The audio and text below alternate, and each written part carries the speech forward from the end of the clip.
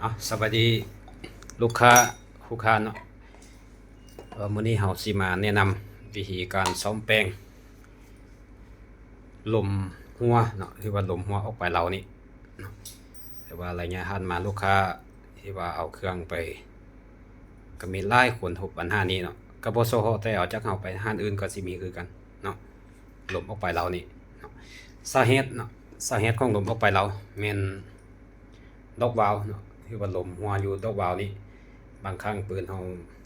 ไหม้เนาะเฮาเอาไปไหม้เครื่องยังไหม้บางครั้งก็สิมีเศษเหล็กเศษต่างๆนั่นแหละที่ว่าเป็นของแข็งอยู่ในห้องลมไหนยังนี่นะเวลาเฮายิงไปไล่เรือมันเศษนั้นจะไปห้องกับแกนวาล์วบ่หรือว่ามันไปต่ำแกนวาล์วเฮ็ดให้แกนวาล์วห้องว่ายมีห้อยคูดคีดเนาะมันจึงเฮ็ดให้ลมหัวเนาะแล้ววิธีการซ่อมแปลงเนาะมีแต่ว่าบรรทานั้นเฮ็ดตามเฮานี่จะได้เลยเนาะบ่จำเป็นต้อง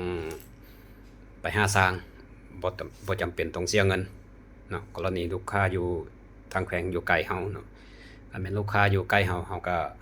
เบิ่งให้ฟรีเนาะมีปัญหาหยังเอามาเฮาเฮ็ดให้เนาะอันนี้ก็คือผู้ที่ว่าอยู่ห่างไกลเนาะการฝากเครื่องไปมายุ่งยากเนาะแล้ววิธีการเฮ็ดหั่นเนาะมีแต่ว่าสมมุติปืนเฮาเป็นชุดอยู่จังซี่เนาะมันจะเป็นชุดอยู่จังซี่เนาะเครื่องเป็นชุดเต็มชุดอยู่จังซี่มีแต่ให้เฮาหั่นกองออกก่อนเนาะหั่นกองออก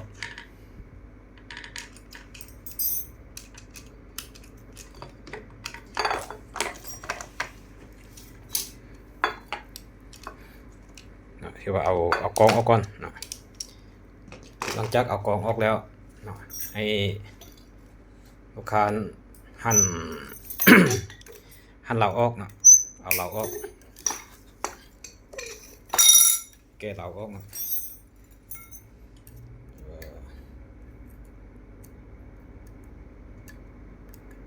หมายน็อตเหลาออกหมายน็อตเหลาออก4น็อตนี้เนาะ4น็อตแล้วพอดออกเลยเรา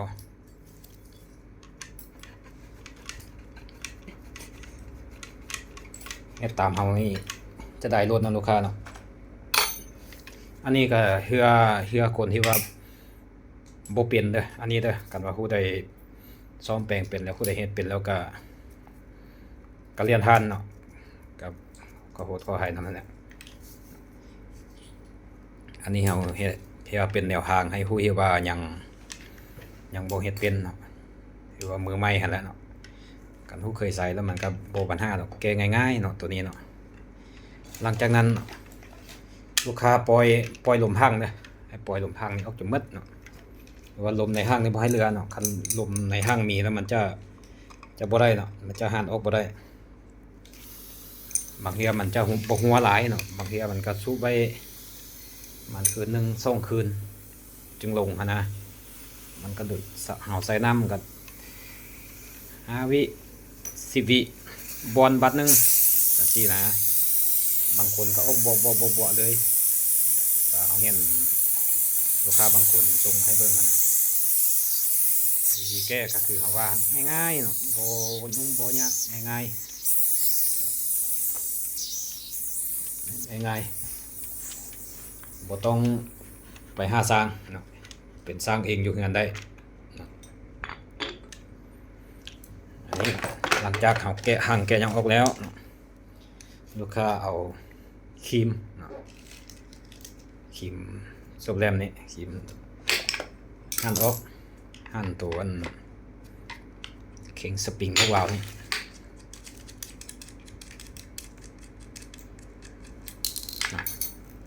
เอาครีมหั่นตัวนี้ออก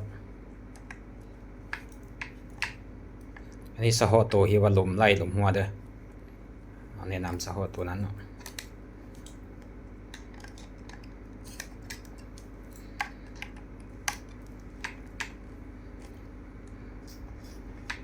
บ่ให้เอาครีมลอกครีมอย่างเน็บเนี่ยนะก็เด้อบางคนเอาไปว่าเอาครีมลอกเน็บนี่ไปหั่นนี่บ่ได้ละเกี่ยวจุดนี้ไหวแล้วหั่นน็อตหั่นตัวฝาปิดบ่ได้ละให้เอาครีมแหลมหั่นวิธีใดก็ย่านเนาะ ให้มันออกมาได้นะยกเว้นยาวไปเอาครีมมันยังมานิดนี่แล้วเนาะในการเฮ็ดจังไดก็ได้ขอให้มันหั่นออกมาได้เนาะอย่างนี้เนาะก็เอาสปริงดันดอกวาล์วแล้วก็เอาดอกวาล์วออกมาเนาะ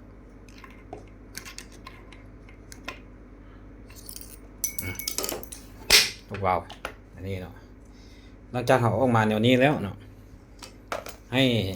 เอากระดาษทรายอ่อนๆเนาะกระดาษทรายเบอร์หั่นมายังนะเอาตัวนี้ปักเข้ากระดาษทรายหั่นจังซี่มีสว่านเอาสว่านจังนี้สว่านปั้นตัวนี้ปั้นจังซี่แหละปั้นให้มันแข็งเที่ยงเนาะปั้นผสมก่อนแล้วก็ปั้นพอมันได้แล้วเข้าเบิ่งว่าอยู่บานี่มันเที่ยงแล้วบ่มันเที่ยงมันเสมอแล้วมันก็ได้แต่ว่าส่วนใหญ่ดอกหวาวสีขาวจะบ่ค่อยเป็นนะดอกหวาวตัวนี้จะลมบ่ค่อยหัวเนาะลมมักหัวแม่นดอกหวาวตัวสีน้ำตาลนั้นตัวแข็งนั้นมันจะมักค่อนข้างเห็นว่าจะมักหัวนะตัวนั้นเนาะเวลาลูกค้าปั้นอย่างนี้แล้วเนาะเอาเข้าตามปกติ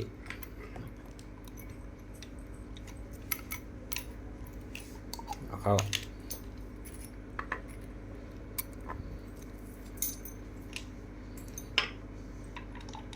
อย่างนี้เนาะหั่นเขาแล้วก็หั่นเล็กเขาแล้วซุปราคาซุปให้มันขึ้นประมาณก็ได้เนาะบางเกณฑ์ขึ้นประมาณนี้ก็ได้นะประมาณขีดที่2ขีดที่3นี่ก็ได้บ่ต้องซุปหลายเอาซุปอ่อนๆเฮาจึงฮู้ว่ามันกันได้ซำใดนะซุปอ่อนๆบ่ต้องซุปแข็งซุปแล้วเฮาเอาไปจุ่มน้ำมึงเอาซุปนี้ไปจุ่มน้ำกันมันบ่ฟดกันบ่มีน้ำคันบ่มีน้ำออกนี่แสดงว่าได้เนาะแล้วกรณีที่ว่าเฮาจุ่มน้ำก็ยังออกนี่อยู่นะลมก็ยังออกอยู่นะมีถ้าเฮามาแกะตัวนี้แกะสิให้เบิ่งให้หมดเลยเด้อเอากี่มือนี้ออก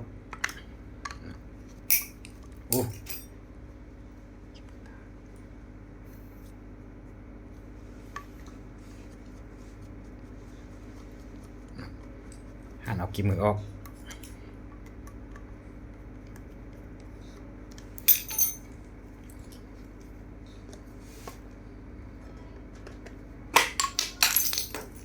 นะหั่นออกเลย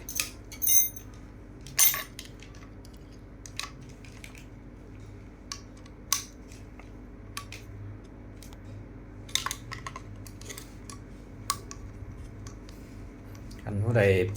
พบปัญหาเนี่ยมีแต่เฮ็ดตามข้าเจ้านี่เฮ็ดเด้อันแม่นเอาจุ่มน้ำมันบ่ออกก็ประกอบเลยคันเอาจุ่มน้ำมันออกแม่นได้มังมาหมดมังมาแล้วนี่หั่นกุ้งไก่ออก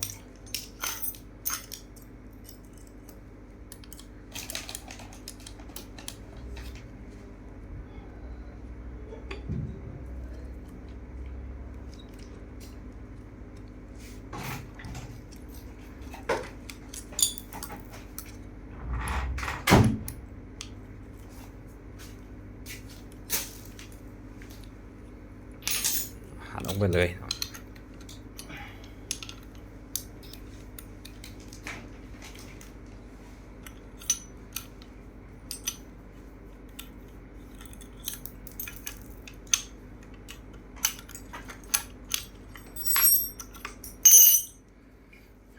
หลังจากหั่นออกแล้วเอาสลักตัวนี้ออก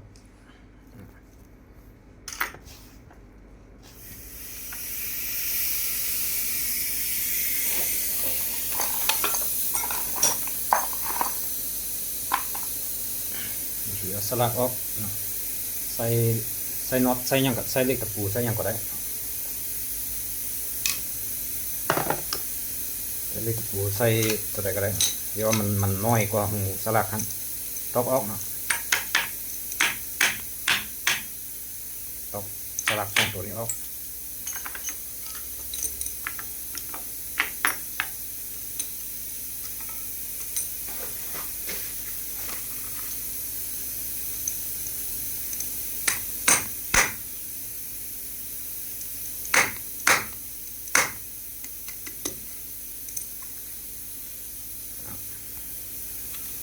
เอาไก่เอายังออกเลยแล้วก็มาหั่นน็อตไทยออก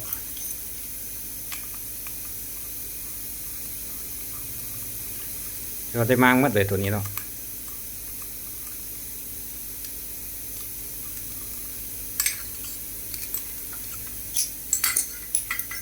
ไทยออก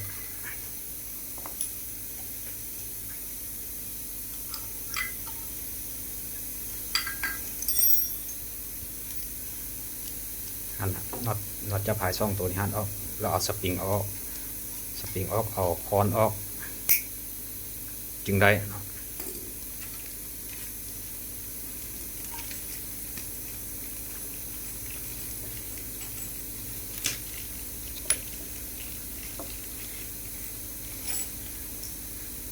ตัวนี้เฮาเฮ็ดวิดีโอนี่ก็เฮ็ดเพื่อเป็นแนวทางเลยแต่ว่าบ่มีให้ซ่อนหรอกบ่ค่อยมีให้ซ่อนหรอกเนาะส่วนใหญ่เขาจะบ่บอก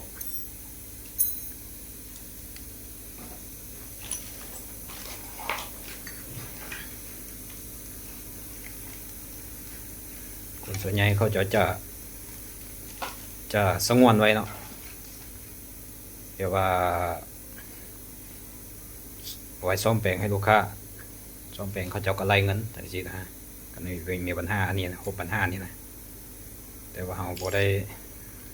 นั่นเด้บ่ได้ขี้ความรู้เด้อเดี๋ยวว่าเฮารู้ซ้ำนี้เฮาก็เฮ็ดให้ FC เบิ่งซ้ำนี้หรือว่าไม่มีปัญหาอื่นก็สามารถทักมาถามได้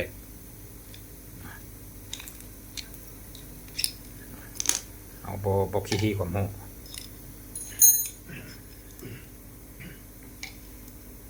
หลังจากเอาตัวนี้ออกหั่นตัวนี้หั่นตัวนี้เนาะเราลืมบอกเนาะตัวนี้เนาะหั่นตัวนี้มันจะมีน็อตอยู่นี่มันมีน็อตตัวสลักที่ว่าเอาไอ้น็อตเคลียร์ตัวค้อนนี่นะเวลาซากแล้วมันจะเคลียร์ตัวนี้ขึ้นมานะมันจะมีน็อตตัวนี้ตัวนึงเอาหั่นตัวนี้ออกน็อตตัวนี้เนาะหั่นออกแล้วก็หั่นน็อตนี้ออกถอดออกแล้วก็มาหั่นน็อตตัวค้อนเนี่ยนะมันจะมีน็อต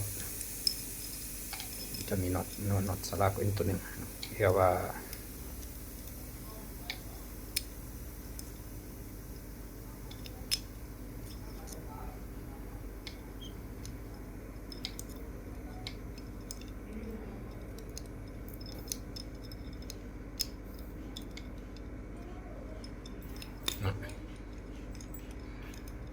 หั่นออกนี่น็อตตัวนี้จะเป็นตัวสั้นเลยอย่าไปลงกันเลยตัวนี้จะสั้นน็อตใส่ตัวนี้จะเป็นตัวยาวนี่แล้วลูกค้าลงกันเราซากไม่ได้แหละได้มางไม้เลยแหละน็อตตัวนี้จะยาวน็อตตัวนี้จะสั้นแต่เบิ่งในนี้ไว้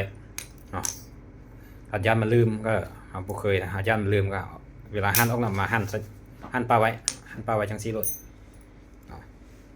หลังจากนั้นเอากุญแจมาหั่นตัว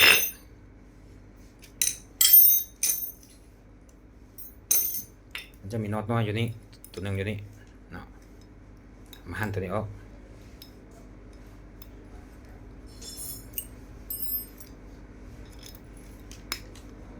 หั่นน็อตตัวนี้หมายขึ้นหน่อยนึงมันมีน็อต2ตัวน็อตตัวนี้นะหมายขึ้นหน่อยนึง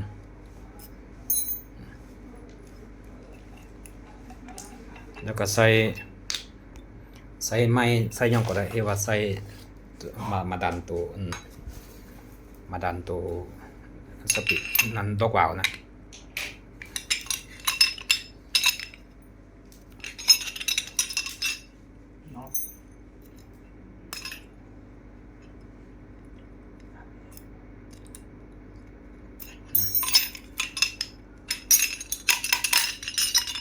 ตามออกเนาะ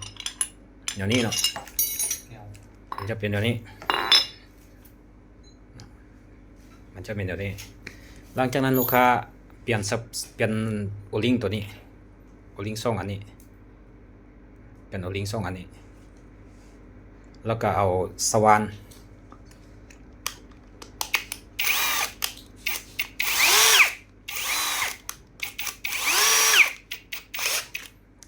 นี่มาจำจังสีแล้วปั่นอีกวันนึงปั่นเข้ามาตัวนี้อย่าให้ดอกวาวกับตัวนี้มันเสมอกันเรียกว่าบ่มีบอลวางไม่ต้องปั่นเลยปั่นนี่แหละปั่นพอประมาณปั่นรวดมันจะได้ยันหมดแล้วปั่นเข้าดอกวาวกับฟ้าตัวนี้มันจะเข้ากันดีนะมันจะเน่นลมก็จะบ่หัวเนาะอย่างนี้เนาะหลังจากนั้นเราก็ใส่เข้าคือเก่า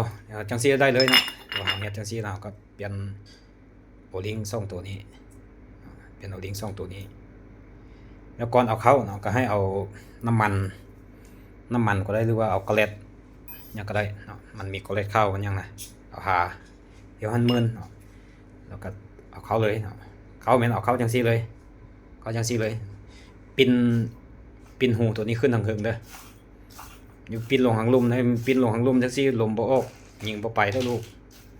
ปินไว้ทางนี้เนาะปินตัวนี้ขึ้นทางเทิงแย่เข้า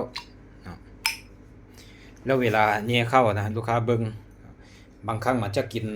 ด้านลมบางครั้งกินด้านเทิงการกินด้านลมเฮาก็ดันลงดันดอกวาวนี่ลงการกินเทิงเฮาก็ยูดอกวาวนี่ขึ้นจังซี่ซองเบิ่งเฮาก็ค่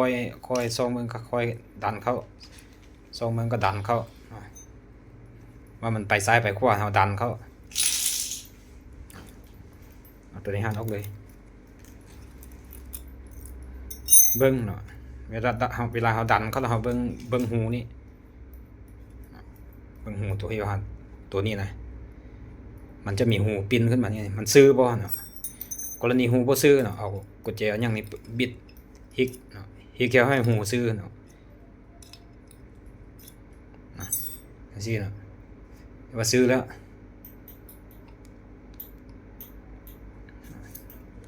หลังจากซื้อแล้วเอาตัวนี้เข้าตัวสปริงดันดอกวาวนี่เข้า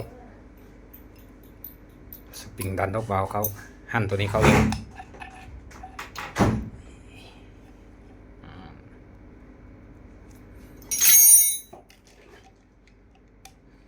หั่นเข้าเลยเนาะ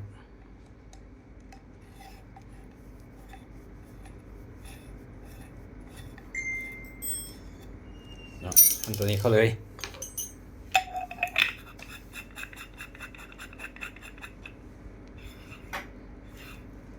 ซี่เนาะประกอบอย่างนี้เลยไม่ใช่ลูกค้าบรรดาทานให้ว่าพบปัญหานี้เฮ็ดตามเฮานี่คือว่าได้รถเนาะบ่จำเป็นต้องเปลี่ยนดอกวาวใหม่บ่จำเป็นต้องไปหาสร้าง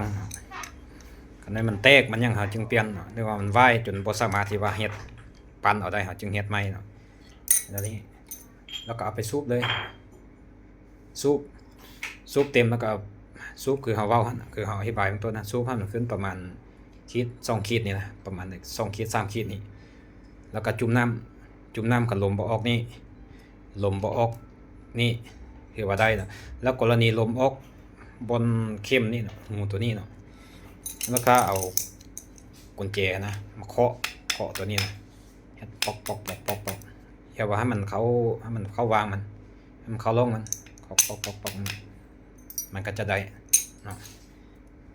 แล้วก็เฮาบ่ต้องหั่นตัวนี้เข้าเทื่อเนาะเวลาเฮาสูบเบียดนะ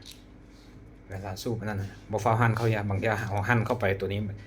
ดันเข้าไปบางครั้งมันลมออกนี่ก็มีเวลาเฮาสูบเต็มๆแล้วเฮาจึงหั่นตัวนี้เข้าเนาะแล้วกรณีลมออกนี่เองเนาะลมออกแจ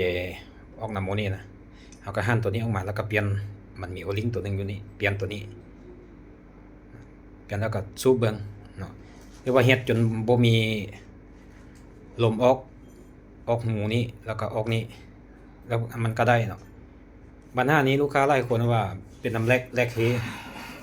มันบ่แม่นเนาะแลกนี่มันเป็นอย่างแต่ตัวต้านลมให้ซื่อๆตัวที่ว่าจ่ายลมมาห้องลมนี่ซื่อๆเนาะจ่ายลมจากข้างมานี่คือมันได้เกณฑ์มาเฮาตั้งไว้11มันได้เกณฑ์11มันก็ตัดอยู่นี่ตัวนี้ก็ดันเขาตัดอยู่นี่มันเป็นตัวนี้ซื่อๆบางคนว่าโอ้ยแลกเฮลมออกไปแล้วว่าเลขเฮาเฮแล้วเอาแลกออกมาหั่นมางมันบ่แม่นเนาะบางคนเอาแลกออกมาเป่าเบิ่งเป่าว่าโอ้แลกเฮาหัวน่ะมันบ่แม่นเนาะซ้ำลมเป่ามันสิไปร้อนอันนั้นลมดันมัน2-3,000 ที่อะไรมันจึงร้อนแว่นนี่นะเนาะอันนี้เฮาเอาปากเป่าซื่อมันบ่ได้คันเฮาได้6ปัญหานี้แม้แต่เฮ็ดตามเฮานี่ที่ว่าจะได้แต่ว่าคันว่ามันได้แล้วก็มีแต่ว่าประกอบใส่ตามที่ว่าเฮาออกมาหั่นเนาะเพราะว่าวิดีโอมันค่อนข้างที่จะยาวเลยเด้สาวกว่านี้แล้ว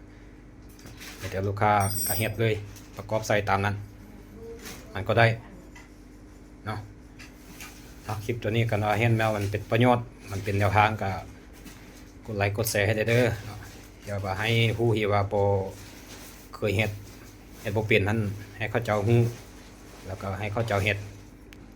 ซ่อมแปลงเองได้อยู่บ้านเนาะบ่จำเป็นต้องไปหาสร้างบ่จำเป็นต้อง